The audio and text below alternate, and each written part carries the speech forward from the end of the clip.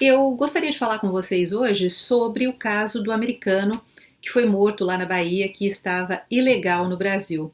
A partir desse assunto, eu fiz uma pesquisa, fiquei curiosa sobre esse assunto e acabei descobrindo alguns dados interessantes que eu quero dividir com vocês. Olha aqui, de acordo com a Comissão Econômica para a América Latina e o Caribe, na última década dobrou o número de americanos que saíram dos Estados Unidos e foram tentar a vida na América Latina. Os três principais países para onde eles vão são o Uruguai, o México e o Brasil. Isso deve ter sido por conta da crise econômica que começou por volta de 2008, né? Bem, e atualmente quase 1 milhão de americanos saem dos Estados Unidos e vão tentar a vida na América Latina.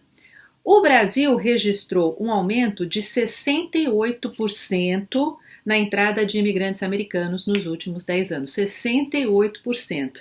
Interessante isso, né? Porque às vezes a gente esquece que tem pessoas aqui, americanos, que não estão bem no país por alguma razão e vão para outros países tentar a sorte, tentar a vida, e esse número aumentou bastante na última década.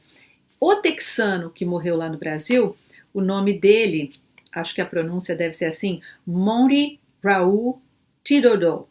Ele tinha o visto de turista expirado desde 2014, mais de 2 anos então. Ele morava no interior da Bahia, tinha 53 anos e foi morto a golpes de faca, foice e barra de ferro. Provavelmente pelo ex-presidiário e viciado em drogas que morava com ele, o brasileiro José Daniel Conceição Ferreira, que está foragido. A polícia ainda não sabe o motivo que pode ter causado esse assassinato, mas testemunhas disseram que ouviram os dois discutindo e discutindo feio.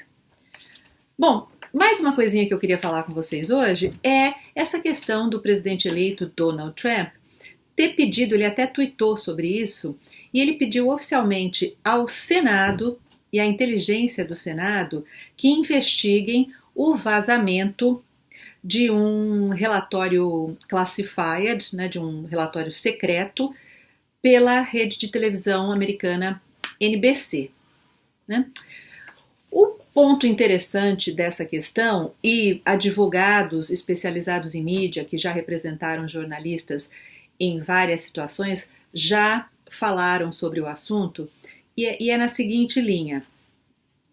O fato do presidente eleito ainda nem tomou posse e já está pedindo uma investigação dessas para o Senado e para a inteligência do Senado para descobrir de onde vazou essa informação para o repórter da TV NBC, se foi de dentro alguém que trabalha no governo, enfim. O Senado e a inteligência do Senado têm sim autoridade para fazer esse tipo de investigação, mas tanto a imprensa quanto os advogados que já defenderam a imprensa em vários casos se manifestaram contra essa possível atitude, digamos, do Senado e da inteligência do Senado. Como eu disse, eles têm sim a autoridade para fazer isso, mas, de acordo com os advogados e jornalistas, isso não deveria acontecer, porque, logicamente, demonstra uma certa restrição ao trabalho da imprensa antes ainda de Donald Trump tomar posse. Isso já tem sido falado bastante por jornalistas, por atores, atrizes de Hollywood. Recentemente a atriz Meryl Streep fez um discurso que está aí na internet, se você quiser assistir, ele está com legenda, muito interessante, alertando sobre a necessidade de se manter uma imprensa livre no país. Nos últimos 100 anos, houve apenas um caso onde o Senado e a inteligência do Senado foram acionados para investigar o trabalho da imprensa. Foi em 1976, o trabalho do repórter Daniel Schorr para a CBS. Ele divulgou um relatório secreto sobre trabalhos ilegais da CIA. E já naquela época, ele alertava sobre o mal que uma atitude, que um ato como esse podia causar à liberdade de imprensa nos Estados Unidos.